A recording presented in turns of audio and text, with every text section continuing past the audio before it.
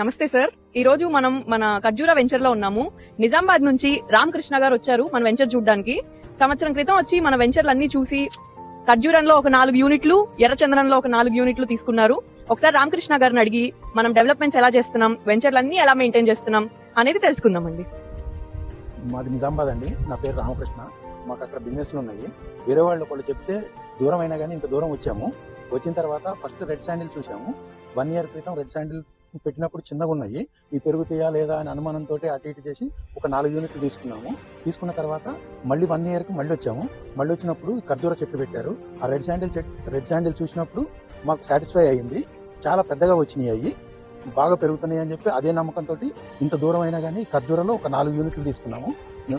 మాకు రిటైర్మెంట్కి 2-3 ఇయర్స్ తర్వాత every year check వస్తే మాకు రెంటల్ ఇన్కమ్ లాగానో పెన్షన్ లాగానో ఒక రకంగా ఉపయోగపడుతుంది. మేము రిటైర్ అయిన తర్వాత పని చేయకపోయినా కానీ ఈ ఎవ్రీ ఇయర్ ఇన్కమ్ వచ్చుద్దనే ఉద్దేశంతో ఖర్జూరాలో కూడా 4 యూనిట్లు తీసుకున్నాము. 1 ఇయర్ అయింది. డెవలప్మెంట్ బాగుంది. ఇది 3rd ఇయర్ నుంచి బాగా గ్రోత్ వచ్చింది. మనకి ఎవ్రీ ఇయర్ రెంటల్ ఈల్డ్ కూడా వచ్చింది. మీకు ఎలా అనిపించింది మేడం? మన వెంచర్లన్నీ చూసారు కదా, మన మెయింటెనెన్స్ చాలా బాగుంది. వాటర్ చాలా వస్తున్నాయి, తొందరగా చెట్లు పెరుగుతున్నాయి. ఈ ఖర్జూరాలు ఎప్పుడైనా దీంట్లో లాస్ అనేది ఉండదండి. మంచి ఇంప్రూవ్మెంటే ఉంటుంది. ముందు కాలంలో అంతా భవిష్యత్తు వీటికి చాలా బాగుంది. భూమి వాల్యూ పెరుగుతుంది, ఎప్పుడైనా భూమికి వాల్యూ పెరుగుతుంది. సో ఇది దీనికి ఇంప్రూవ్మెంట్ బాగా ఉంటుందని ఆశిస్తున్నాం. Thank you madam.